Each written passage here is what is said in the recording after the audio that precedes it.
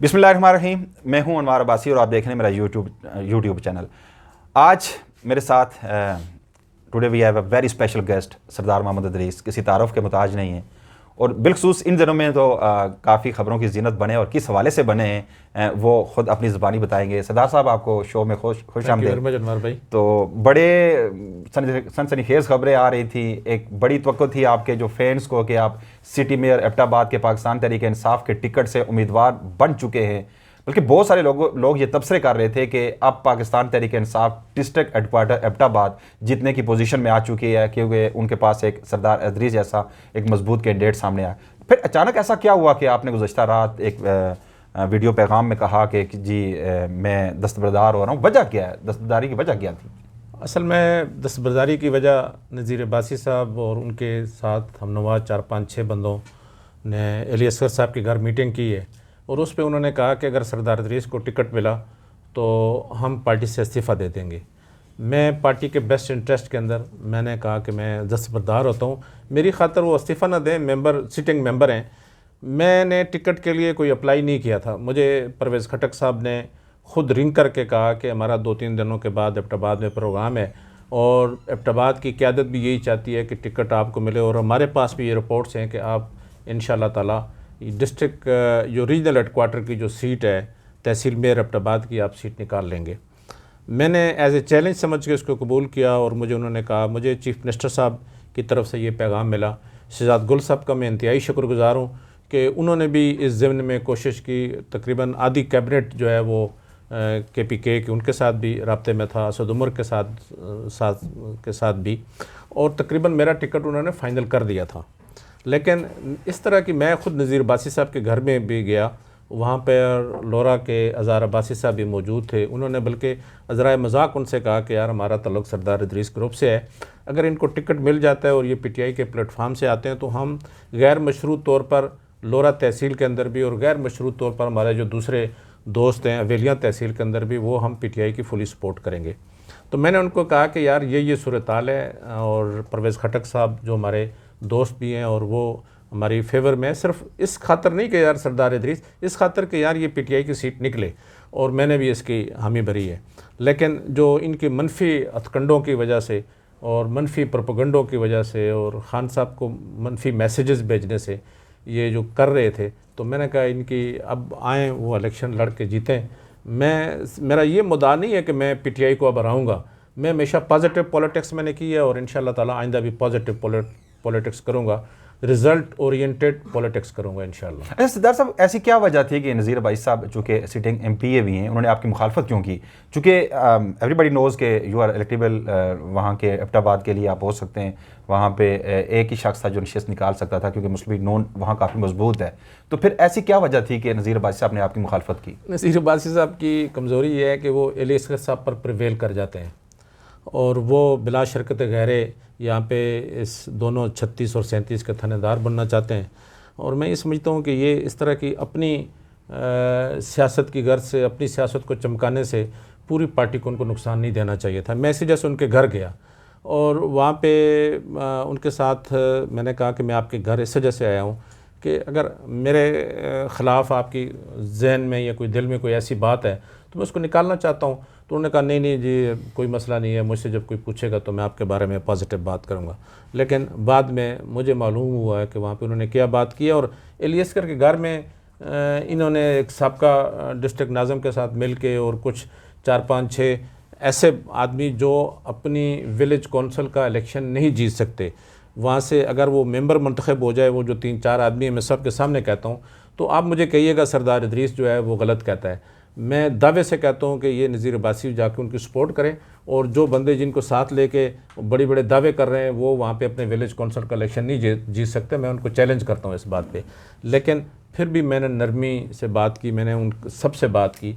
मैंने उनको कहा कि यार मैं कोई अपने लिए नहीं लड़ रहा, मैं पार्टी के लिए लड़ रहा हूँ कि पार्टी 4 जो रीजनल हेडक्वार्टर में पेशावर में, मर्दान में और DI खान के अंदर वो सीटें हार गई है। अगर उन्होंने मेरा इंतखाब किया है और सब लोगों ने यही कहा है कि आप सीट निकाल सकते हैं, और अल्हम्दुलिल्लाह मुझे अपने जनबे पे मुझे जो हमारा जो ग्रुप है जो हमारे साथ खड़ा रहा है, आज़ाद इलेक्शन में भी हमने 23-24 हज़ार वोट लिए है, और अभी मेरा ज़ाती वोट बैंक 30-35 हज़ार से ऊपर चला गया है। और मैं समझता हूँ कि और एबटाबाद शहर के अंदर भी अल्हम्दुलिल्लाह जो सबका डिस्ट्रिक्ट मेंबरान, तहसील मेंबरान और विलेज नाजमीन और दूसरे जो मुअज़्ज़िज़ीन हैं, उनके अंदर एक खुशी की लहर दौड़ गई थी कि यार अच्छा है, सरदार इदरीस के साथ हमारी अच्छी अंडरस्टैंडिंग भी है। और तकरीबन तमाम अरकान सूबाई असम्बली, कौमी असम्बली वो इस बात पे मुतमईन थे कि हम कम अज़ कम आराम से ये सीट निकाल मतलब आपके कहने का मतलब ये है कि सिर्फ सवाए नज़ीर अब्बासी के तमाम मुश्ताक गनी आपके हक में था, कलंदर लोधी आपके हक में था, अली खान जदून आपके हक में था, बाकी जो अली असगर क्या आपके हक में थे? देखो, अली असगर साहब से मेरी बात हुई, टेलीफोन की मैंने उनको, उन्होंने कहा जी मुझे खुशी है कि आप आ रहे हैं और हम आपके साथ फुली सपोर्ट करेंगे। कुछ खबरें पहले आ रही थी कि अली असगर खुद कैंडिडेट थे मेयर के तो वो उनके साथ मलिया असगर भी बैठी थी MP, उन्होंने कहा जी सरदार साहब हम आपकी मुहिम खुद चलाएंगे। लेकिन उसके बाद नज़ीर अब्बासी साहब ने जो मूव शुरू किए, शायद उस मूव का वो शिकार हो गए हैं। लेकिन ज़ाहिर है उनको ये मैं कह रहा हूँ कि अल्लाह करे कि वो इलेक्शन कोई भी यूनियन कौंसिल हैं इस तहसील की, 2 नेशनल असम्बली के हलकों के बराबर ये तहसील है। क्या पाकिस्तान तहरीक इंसाफ के पास इस वक्त ऐसा कैंडिडेट है यहाँ से जो इलेक्शन जीत सके? मैंने जैसे पहले अर्ज़ किया कि जो उनके कैंडिडेट हैं वो अपने विलेज कौंसिल का इलेक्शन नहीं जीत सकते, PTI के टिकट पे नहीं जीत सकते। बहुत शहर के अंदर बहुत बुरा हाल है। ये साजिश किसके खिलाफ हुई? PTI के खिलाफ हुई था, आपके खिलाफ हुई? असल में ज़ाहिर है ये लोग अपने पाव गोश्त के लिए दूसरे की भैंस को ज़बह कर रहे हैं।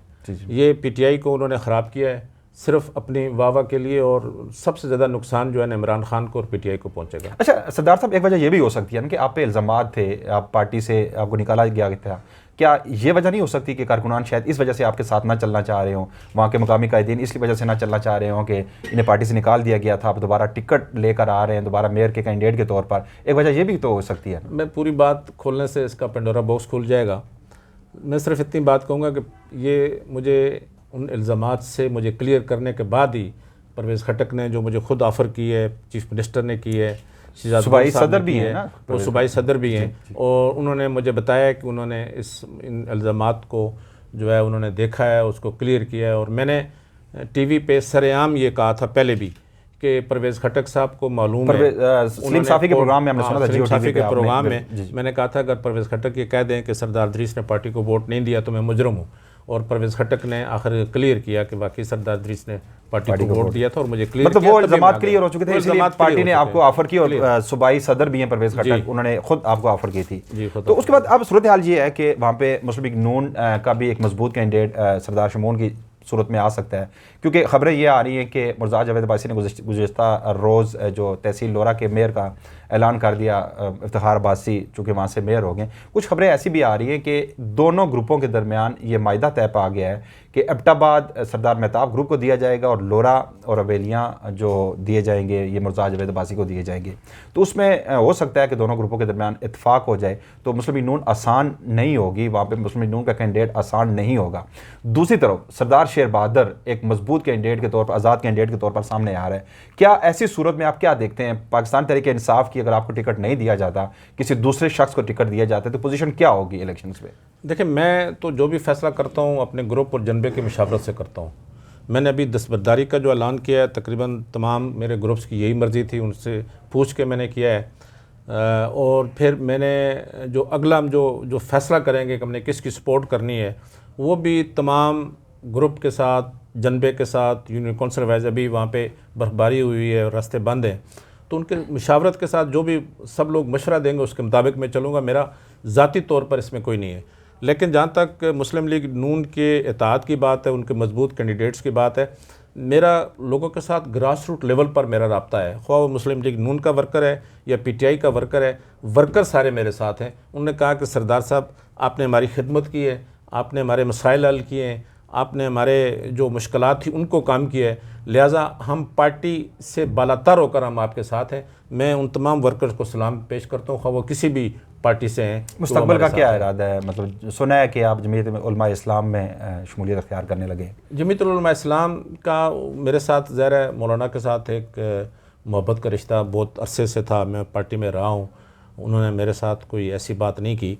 मुझे कल मेरे पास वफद एक आया था जिसमें मौलाना हिदायतुल्लाह साहब थे, मौलाना नासिर महमूद साहब और एबटाबाद के अमीर अनीस रहमान साहब थे। उन्होंने मुझे दावत दी है JUI में, उन्होंने कहा हम आपको इज़्ज़त व एहतराम और बड़े जोश व खरोश से लेने आपके पास हम आए, तो मैंने उनको कहा कि मैं वही बात मैंने की है कि मैं अपने ग्रुप जनबा और अपने लोगों की मशावरत के बगैर मैं कोई फ़ैसला नहीं कर सकता, और मैं उनके मशावरत से फ़ैसला करूंगा जो भी फ़ैसला होगा। मतलब अपने फैसला नहीं हो सका, अपनी फ़ैसला जो है आपका ग्रुप वो ज़ाहिर है ग्रुप जनबा जनबा करेगा। मेरी सियासत इनके साथ है। जी, जी। मेरा नाम इदरीस है, इन सब के साथ मिलकर मेरा नाम सरदार इदरीस बनता है। जी, जी। और अगर मेरी सरदारी ख़त्म कर दें तो मेरे पास पीछे फिर खाली एक इदरीस को लेके JUI क्या करेगी या PTI क्या करेगी। आप सब जो है, मैं समझता हूँ कि मैं लोरे के लोगों को भी मैं सलाम पेश करता हूँ कि मेरा वो हल्का नहीं है, लेकिन जैसा कि आपको मालूम हुआ, आप थे उसमें प्रोग्राम में, एक वहाँ पे प्रोग्राम हुआ था तहसील के हवाले से। मैं वहाँ पे गया तो उस जलसागाह में एक आदमी भी नहीं बचा, सारे लोग मुझे रिसीव करने के लिए हरनोक के अंदर आ गए थे वहाँ पे। बिल्कुल। और ये जब MPA साहब वहाँ पे अकेले खड़े रहे, मेरे ख्याल में वहाँ पे उस दिन इनके जहन में ये बात आ गई कि यार ये लोरा तो सरदार इदरीस का है। मैं लोरे के जितने भी हमारे दोस्त हैं, हमारे जो साथ चले हैं, मुस्लिम लीग नून के वर्कर हैं, दूसरे हैं, मैं उनको सलाम पेश करता हूँ कि जब भी उन्होंने बात की मेरी हिमायत ने बात की। और मैं इनका जो काम हुआ है इससे अगर ज़्यादा डबल भी काम होता तो मैं समझता हूँ कि इनको इज़्ज़त और एहतराम जो इन्होंने मुझे दिया उसमें कम है। अच्छा, उसकी एक वजह ये भी हो सकती है कि तामीर और तरक्की का एक दौर चला आपके दौर में, वहाँ पे बड़े तरक्याती काम हुए, लेकिन कुछ अब चूँकि नज़ीर भाई साहब चूँकि मौजूदा MPA ये दावा कर रहे हैं कि वो तमाम जो मेगा प्रोजेक्ट्स आप ऐलान, एक तरफ आप दावा कर रहे हैं, दूसरी तरफ वो दावा कर रहे हैं, सच्चाई क्या है? वो प्रोजेक्ट किसने दिए? जिस तरह छांगला गली टू ये दूसरा जो रोड है, क्या कहते हैं, मनाल रोड है, इसके अलावा डिग्री कॉलेज है, बाकी जो मनसूबे हैं, तो क्या हकीकत क्या है? हमारे व्यूअर्स को आप बताइएगा। देखिए, ये एबटाबाद में जाके महकमों से पता करें कि ये रोड कब मंजूर हुए थे, ये प्रोग्राम कब मंजूर हुए थे उसका। ये बिलखुसूस छंगला गली टू मखनियार रोड जो है, इसका हमने इमरान खान को ब्रीफिंग दी थी बनीगाला के अंदर भी। इसको हमने चीफ मिनिस्टर साहब ने, परवेज़ खट्टक का मैं शुक्रिया अदा करता हूँ कि उन्होंने 67 करोड़ रुपए का प्रोग्राम ये मुझे दिया। और वो उस वक्त आज़म खान थे जो एडिशनल चीफ सेक्रेटरी उस वक्त थे, जो अभी प्राइम मिनिस्टर के जो है वो प्रिंसिपल सेक्रेटरी हैं। उन्होंने 28/3/2017 को अप्रूव किया PDWP की मीटिंग के अंदर, जो हाईएस्ट फोरम है सूबे के अंदर, जो हाईएस्ट फोरम है जो तमाम मनसूबों की जो टेक्निकल अप्रूवल देता है। उसके बाद उस पर कोई 15 करोड़ रुपए का काम जो मखनियाल की सतह पे जो हरीपुर में आता उन्होंने किया, बाकी वो यहाँ से होना था। मेरी शहजाद गुल साहब और मैं गठे गए थे, हमारी सेक्रेटरी एजाज़ अंसारी साहब से बात हुई थी, सेक्रेटरी वर्क से। उन्होंने कहा कि जी इसको शिफ्ट करने की कोशिश की रहे, लेकिन ये हमारे इख्तियार में नहीं है कि हम इसको शिफ्ट कर सकें। इवन के चीफ मिनिस्टर शिफ्ट नहीं कर सकता, ये दोबारा अप्रूवल लेके फिर दोबारा PDWP होगी और दोबारा उसके लिए होगी। इन्होंने 3 साल जो है ना इस प्रोग्राम को शिफ्ट करने में लगा दिए, कोशिश की, नहीं हो सका। इंशाअल्लाह ताला मार्च अप्रैल के अंदर मैंने प्राइम मिनिस्टर से, मैंने चीफ मिनिस्टर, मेरे बहुत अच्छे दोस्त हैं महमूद खान और शहजाद गुल साहब भी मनसूबों के पीछे पड़े हुए हैं। और इंशाअल्लाह ताला ये कतई मैं कह रहा हूँ कि नज़ीर बासी साहब आप मुखालफत कर लें, ये एक अल्टरनेट रूट अभी शुरू होगा, मार्च अप्रैल से इंशाअल्लाह शुरू होगा। और अगर ये रोड ये हो जाता तो ये 22 लोग नहीं मरते आज। मैं समझता हूँ कि ये एक बहुत बड़ा मेगा प्रोजेक्ट था और इमरान खान ने खुद इसकी अप्रूवल दी थी। अच्छा, चूँकि डिग्री कॉलेज के हवाले से भी ये दावा किया जा रहा है नज़ीर भाई साहब की तरफ से कि ये उन्होंने शुरू करवाया, इसके अलावा तहसील के हवाले से उनका ये दावा है कि तहसील सिर्फ मंजूरी की हद तक थी, इसे फंक्शनल कराने में उनका वाइटल रोल है। यार मैं अभी उनके बारे में क्या कह सकता हूँ, आपको ख़ुद पता है कि फंक्शनल तहसील मंजूरी उसमें चीफ मिनिस्टर ने और असद कैसर ने, दोनों ने वो जो नोटिफिकेशन आपने उसकी तस्वीर भी देखी होगी, वही नोटिफिकेशन होता है, चीफ मिनिस्टर की तरफ से अप्रूवल होती है, सूबे ने फिर वो हर साल उसके लिए रकम रखी जाती है, फिर फंक्शनल। भाई आपकी बड़ी मेहरबानी कि आपने इसको फंक्शनल करा दिया, आपकी बड़ी मेहरबानी कि आपने जो है वो डिग्री कॉलेज करवा दिया। डिग्री कॉलेज हमारे अपने दौर के अंदर वो आबिद का ठेका हुआ था, जो मुस्लिम लीग नून का था, ठेकेदार था आबिद अब्बासी का। तो वो उसको ज़ाहिर ज़मीन का करना, फिर उसके लिए सेक्शन 4 लगाना, फिर उसका वो थोड़ा लेट हो गया मसला। और यहाँ पे देखें जो जितने भी मंसूबे जावेद अब्बासी, बैरिस्टर जावेद अब्बासी के दौर में हुए, कभी मैंने उस पर अपनी तख्ती नहीं लगाई। और जितने मेरे हुए थे उन्होंने जो शुरू किए उसको कंप्लीट किया, तो उन्होंने कभी मेरी तख्ती, हमारे दरमियान ये कभी ये मसला नहीं हुआ।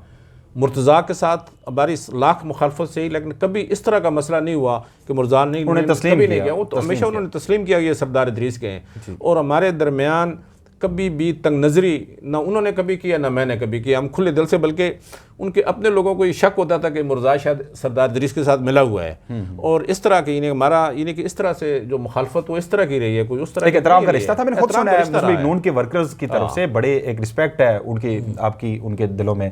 अक्सर मैंने कई जो उनके जो मेन जो बड़े रहनुमा हैं लोकल सतह पे, वो आपकी इज्जत करते हैं। उसकी शायद वजह ये थी कि आपने वहाँ पर एक तामीर तरक्की का एक सुनहरा दौर इस तहसील लोरा को दिया, और तहसील सबसे बढ़कर जो तहसील का तोहफा दिया एलियान सर्कल लोरा को, तो मैं समझता हूँ कि तहसील लोरा के लोग एहसान फरामोश नहीं हैं, जिसकी वजह से आपको आज भी वही इज़्ज़त मिल रही है। आल्दो के आपका हल्का नहीं रहा, अरसा दराज हो गया, 3.5-4 साल हो गए दूसरा हल्का बने हुए, इसके बावजूद भी आज भी उन लोगों के दिलों में आपका एहतराम है। अच्छा सरदार साहब, एक चीज़ का ऐड कर दूँ, मेरी ये कोशिश होगी कि तहसील अवेलिया में, तहसील लोरा में और एबटाबाद के अंदर हमारे सारे दोस्त पीटीआई की सपोर्ट करें, लेकिन मेरी वही आखिर में वही मेरी होती है कि मैं लोगों के मुशावरत से करूँगा।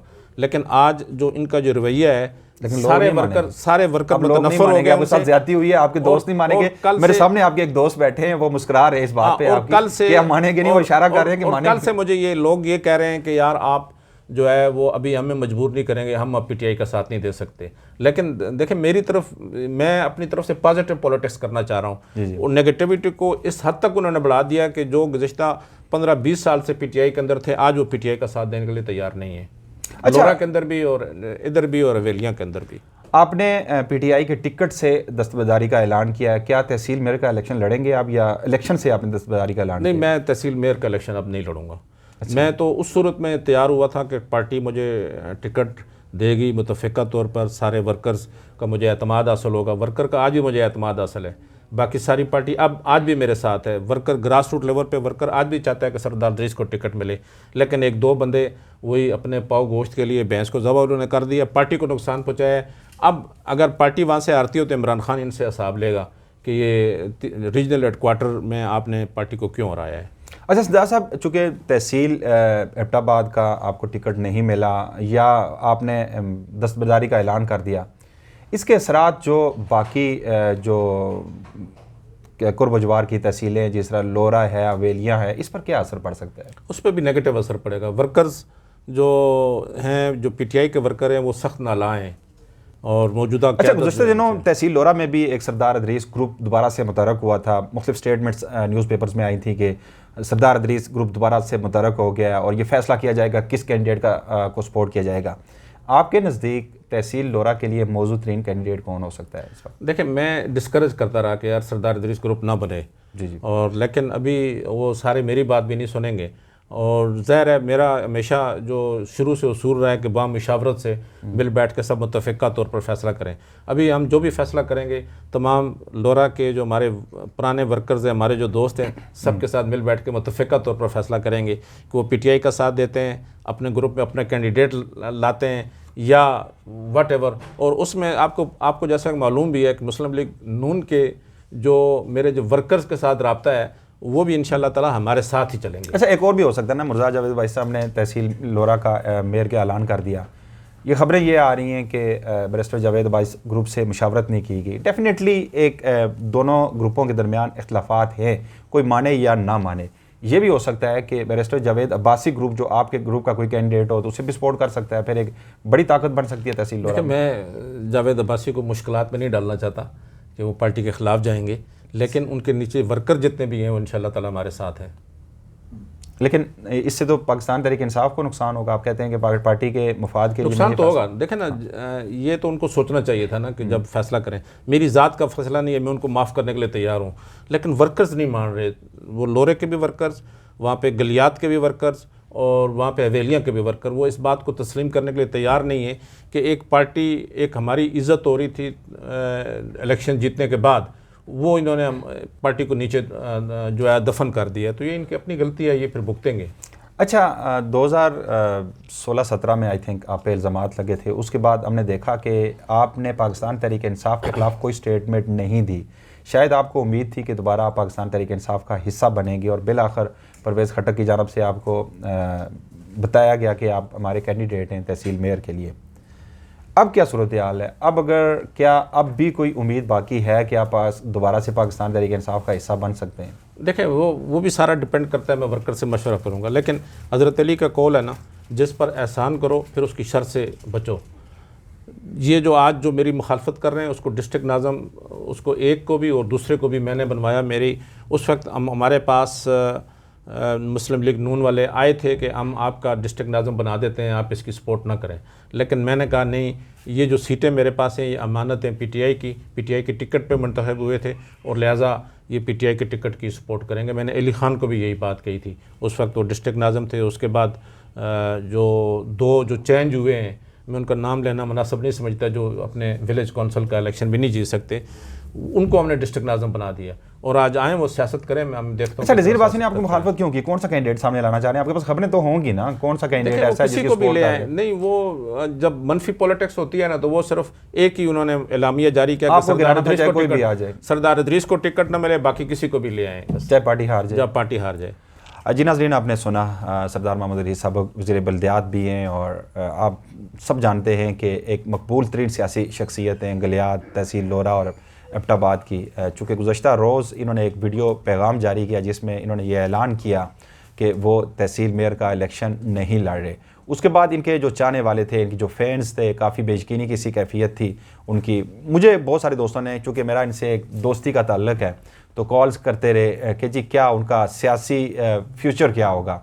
तो उस हवाले से मैंने आज चूँकि अपने प्रोग्राम में खुसूसी तौर पर उन्हें मदऊ किया था और सरदार इदरीस साहब को जब भी हमने बुलाया, ये चले आए, ये इनका बड़ापन है, ये इनकी मोहब्बत है और इंशाल्लाह ये मोहब्बतों का सिलसिला आगे भी जारी रहेगा। आपने ख़ुद सुना व्यूअर्स के अब उनका फ्यूचर प्लान क्या है और उसके बाद उनका एक ही सवाल का जवाब बार बार वो यही कहते रहे कि मैं अपने वर्कर्स, अपने चाहने वालों से मशावरत करके अपने आइंदा सियासी लाइमल का ऐलान करूँगा। आज के लिए इतना ही, अनमार अब्बासी को इजाज़त दी। लेकिन चलते चलते मैं आपको एक और रिक्वेस्ट करने जा रहा हूँ कि बहुत सारे हमारे दोस्त, चूँकि हमारी अच्छी व्यूअरशिप है, हमारे दोस्त हमें काफ़ी अच्छा पॉजिटिव रिस्पांस भी देते हैं, लेकिन साथ साथ जो यूट्यूब चैनल है उसे सब्सक्राइब करना भूल जाते हैं। मेरी आपसे रिक्वेस्ट है कि साथ साथ यूट्यूब चैनल को सब्सक्राइब करते रहा। मेरी भी सबसे गुजारिश है, जितने भी दोस्त हैं वो इनके यूट्यूब चैनल को सब्सक्राइब करें और इंशाल्लाह ताला इनके लिए मेहनत भी करें और इनकी कामयाबी के लिए भी इंशाल्लाह ताला हम इनके साथ हैं। बहुत शुक्रिया। आज के लिए इतना ही। इंशाल्लाह आगे प्रोग्राम में आपकी खिदमत फिर हाज़िर होंगे, तब तक के लिए इजाज़त दीजिएगा।